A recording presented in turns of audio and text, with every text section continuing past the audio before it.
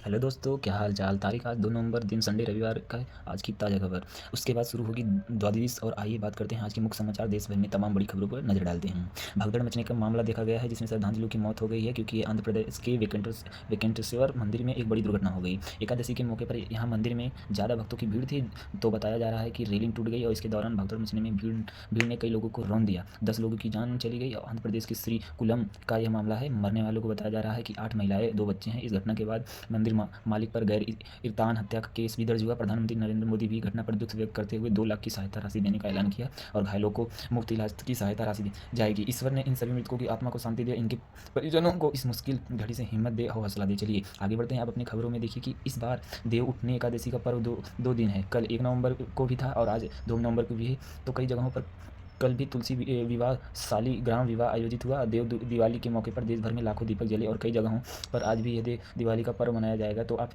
आज सभी देशवासियों को एक बार फिर से ढेर सारी शुभकामनाएं। चलिए अगला अपडेट देखिए। गृह मंत्री अमित शाह आज 2 नवंबर को बिहार में कई जनसभाएं करेंगे। सुबह और दोपहर में आज बिहार चुनाव को लेकर उनकी जनभावों को कार्यक्रम कुछ यूँ होगा। प्रधानमंत्री नरेंद्र मोदी भी आज बिहार पटना में 2 नवंबर को रोड शो का आयोजन करेंगे और फिर 4 नवंबर को महिलाओं के साथ डिजिटल संवाद भी करेंगे और 6 नवंबर को वोटिंग वाले दिन भी एनडीए प्रत्याशियों के लिए वह लोगों को वोट की अपील करेंगे। चलिए अगली खबर। चीन की दुर्लभ मृदा चुंबकों को आयात पर भारतीय कंपनियों को मिला लाइसेंस। विदेश मंत्रालय के प्रवक्ता का कहना है कि कुछ भारतीय कंपनियों को चीन से यह रेयर अर्थ मैग्नेट का आयात के लिए लाइसेंस प्राप्त हो चुके हैं, जो कि भारत के लिए अच्छी बात है।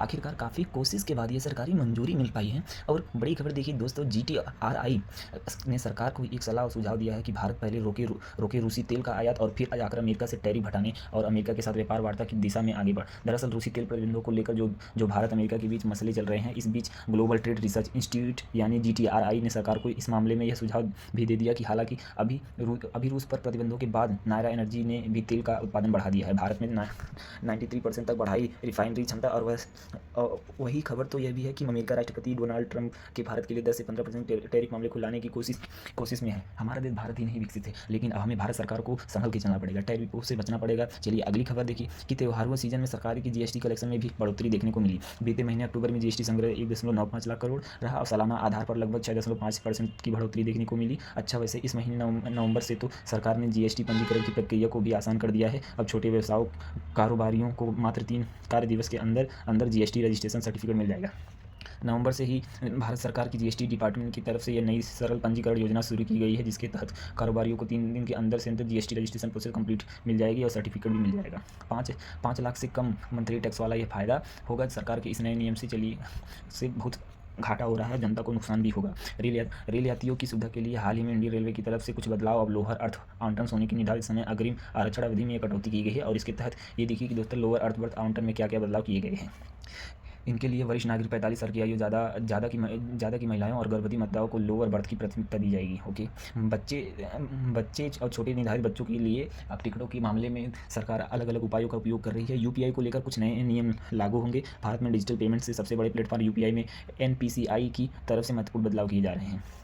इन बदलाव में आपके ट्रांजैक्शन को और ज़्यादा सुपरफास्ट और सिक्योर बनाना है। ट्रांजैक्शन इससे रोजाना होने वाले सेटलमेंट साइकिल्स में विलंबन को कम किया जा सकेगा और प्रक्रिया और तेज़ी से पूरा किया जा सकेगा। अब इन दोनों ट्रांजैक्शन के लिए अलग अलग टाइम तय NPCI ने जानकारी आप देख सकते हैं। चलिए अगला अपडेट। केंद्रीय मंत्री कहना है कि भारत का लक्ष्य है साल 2030 तक 30 करोड़ टन क्रूड स्टील का उत्पादन क्षमता हासिल करना। और वही हवाई ईंधन का खबर आ रही है दोस्तों। जेट ईंधन की कीमत 1% तक बढ़ोतरी हुई है, जिससे ये हो सकता है कि आप हवाई सफ़र करना महंगा हो सके। कमर्शियल LPG गैस सिलेंडर भी 5 रुपये प्रति सिलेंडर कटौती देखने को मिला है। बैंक खाते में 4 नामनी जोड़ पाएंगे और UPI से टोल पेमेंट करना सस्ता होगा। ओके, रेट में कोई बदलाव नहीं किया गया है। देश में प्रमुख शहरों में अभी घरेलू LPG गैस सिलेंडर की कीमतें क्या चल रही हैं, ये स्क्रीन पर देख सकते हैं। स्क्रीन पर देखने से अच्छा है कि सुनकर समझिए। ये न्यूज़ आज की ताज़ा खबरें हैं। मुख्यमंत्री रेखा गुप्ता का कहना है कि यह लोग का अनावरण तभी होगा जब सभी कैबिनेट के मंत्री मौजूद होंगे। और दिल्ली की एक चौंकाने वाली रिपोर्ट भी सामने आ रही है। देखिए कि आने वाले मौतों का 15% कारण हो सकता है वह वायु प्रदूषण है। Global burden of disease GBD के नवीनतम आंकड़ों के विश्लेषण के वैज्ञानिक ने चौंकाने वाला खुलासा किया है।